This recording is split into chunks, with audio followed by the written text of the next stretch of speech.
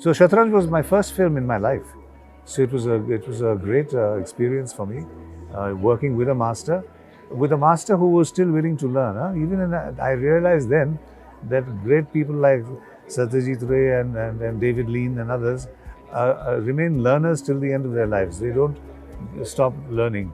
Sanjeev Kumar and Saeed Jafri, and of course Manikda. My greatest experience with Manikda or Satyajit Ray, as you wish to call him, in Shatranj Ke Khiladi was the fact that I still to this day don't speak Urdu. And I was cast in a film where I had to speak Urdu, and we were the only two Bengalis who didn't speak Urdu, Manikda and me. So when the first shot was taken, and it was an okay shot, it was a very serious scene with Wajidari Shah giving up, his kingdom. As soon as the shot was over, he started laughing and I started laughing, and everyone in the audience, the crowd said, "What are they laughing at?"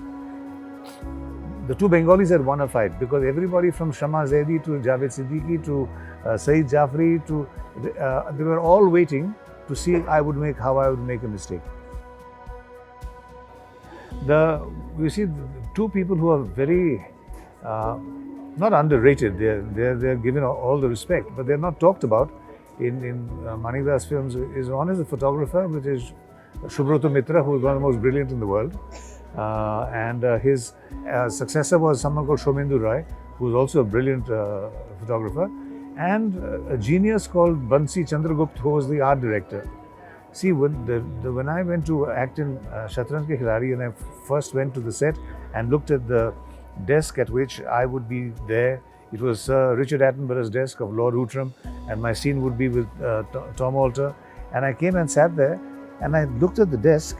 Everything from the ink pot to the newspaper to the letterhead were all from that period, chosen by Bansi Chandragupta, none of which you can see in the film.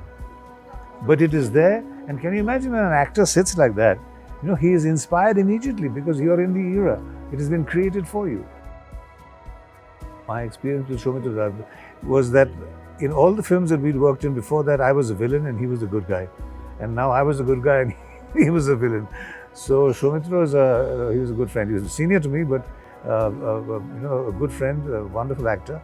All of Bengal's mothers and grandmothers all fell in love with Nikhilesh.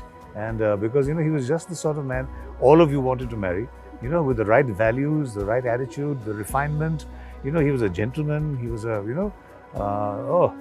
even I was in love with Nikhilesh, but unfortunately, I'm a villain in real life, as my wife will vouch. But no, Nikhilesh was a wonderful character. And the great thing is, Nikhilesh was in fact an autobiographical character. People don't talk about it, but it is the kind of person that Tagore wanted to be himself.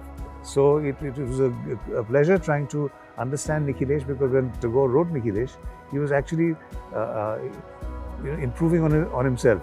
He wanted to be Nikhilesh almost.